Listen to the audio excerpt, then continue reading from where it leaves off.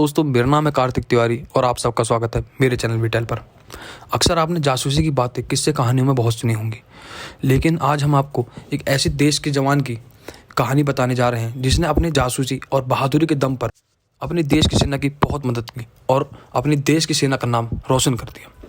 आज हम बात करने जा रहे हैं मेजर मोहित शर्मा के बारे में। जी हाँ, एक ऐसे जवान जिन्होंने काफ़ी दिनों तक एक आतंकवादी का रूप लेकर हिजबुल मुजाहिदीन के कैंप में रहे और वहाँ के ठिकानों का पता इंडियन आर्मी को दिया और किस प्रकार से उन्होंने देश की सेवा की और किस प्रकार से उन्होंने इंडियन आर्मी की सहायता की, आज हम इस बारे में जानेंगे। तो चलिए दोस्तों, शुरू करते हैं।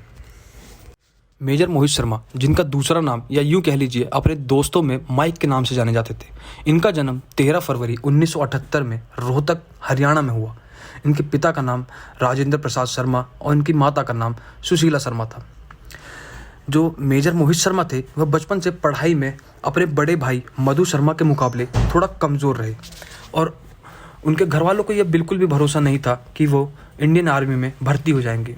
ऐसा इसलिए था क्योंकि जब एक बार मधु शर्मा, जो कि उनके बड़े भाई थे और पढ़ने में काफ़ी होनहार थे, उन्होंने जब इंडियन आर्मी का एग्ज़ाम दिया तो वह उस एग्ज़ाम को क्लियर करने में नाकामयाब रहे, जिसके चलते मेजर मोहित शर्मा पर से उनके घर वालों का भरोसा उठ गया कि वो एक इंडियन आर्मी में बतौर सैनिक शामिल हो पाएंगे।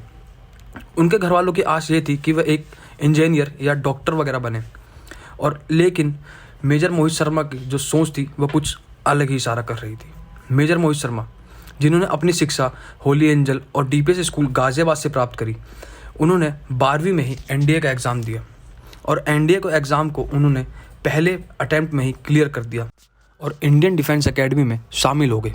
अपने बैच के बेस्ट कैडेट होने की वजह से उनको प्रेसिडेंट के आर नारायण से मिलने का मौका भी मिला। 11 दिसंबर 1999 को इंडियन डिफेंस एकेडमी से पास आउट होने के बाद वे 5th मद्रास रेजिमेंट में शामिल हुए और कश्मीर के 30 RR के साथ मिलकर उन्होंने काफ़ी सारे मिशन किए और जिसके चलते उन्हें काफ़ी सारे मेडलों से सम्मानित भी किया गया। अब बात आती है जून 2003 में, जब जून 2003 में इंडियन फर्स्ट पैरा एसएफ में उनको भर्ती कर लिया गया। असल में उनके माँ बाप का कहना यह था कि आप कोई एक ऐसी रेजिमेंट को या ऐसी सेना को चुनिए या सेना के ऐसे किसी पद को चुनिए जहाँ पर जान का खतरा कम हो।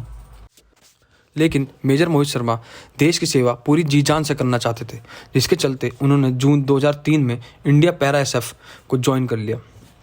अब इंडिया पैरा एसएफ को ज्वाइन करने के बाद उनकी पोस्टिंग कश्मीर में कर दी जाती है और उनको एक कश्मीर में एंटी टेरर मिशन में शामिल कर लिया जाता है।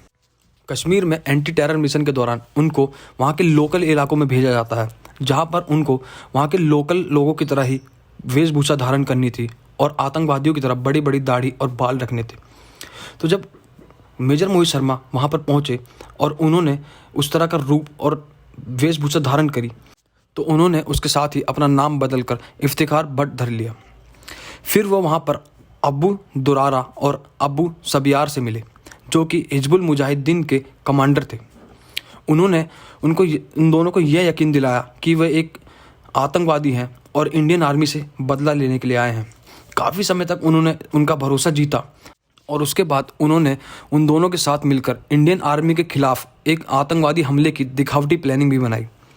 फिर उस प्लानिंग के दौरान जब अब्बू दुरारा का शक मेजर मोहित शर्मा पर बढ़ गया तो उन्होंने सही मौका देखते हुए दोनों को गोली मार दी और दोनों को मौत के घाट उतार दिया। और इसी तरह उन्होंने काफ़ी सारे आतंकवादी ठिकानों का जो पता था वो इंडियन आर्मी को दिया, एक बहरूपीय आतंकवादी बनकर।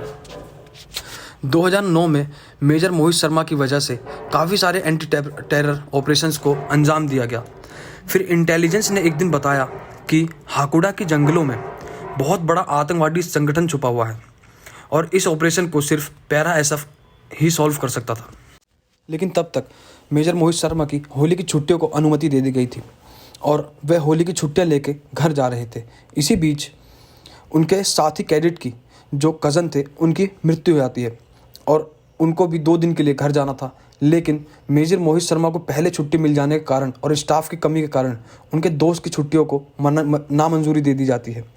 जब यह बात मेजर मोहित शर्मा को पता चली तो उन्होंने अपनी छुट्टियां रद्द करवा कर अपने दोस्त को छुट्टियां दिलवा दी और वह उस एंटी टेरर मिशन पर चले गए जो कि हाकुड़ा में करना था।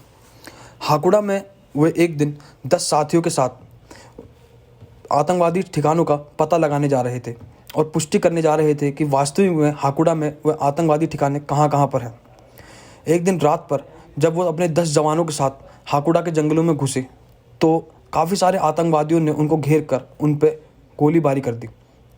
इस गोलीबारी में उनके काफ़ी सारे साथियों को गोली लगी और उनको बचाने के चक्कर में मेजर मोहित शर्मा को भी गोली लग गई और वे इतने घायल हो गए कि लड़ने की स्थिति में नहीं रहे। फिर भी उन्होंने पूरी जी जान लगाकर अपने काफ़ी सारे साथियों के हिफाजत में आतंकवादियों पर गोलीबारी करी। काफ़ी देर तक लड़ने के बाद मेजर मोहित शर्मा वीर गति को प्राप्त हो गए। लेकिन दोस्तों, एक जवान कभी मरता नहीं है, वह हम सदा वीर गति को प्राप्त होता है। तो इसी तरह 21 मार्च 2009 में मेजर मोहित शर्मा शहीद हो गए, जिसके चलते उन्होंने उनकी वीरता को देखते हुए उनको अशोक चक्र से सम्मानित किया गया। इंडियन आर्मी के ऐसे जवानों के लिए हमारे दिलों में आज भी जगह रहेगी। जय हिंद, जय भारत। आशा करता हूँ दोस्तों, अगर आपको आज की मेरी वीडियो पसंद आई होगी तो मेरे चैनल को लाइक करें, सब्सक्राइब करें और हाँ, शेयर करना ना भूलें। धन्यवाद।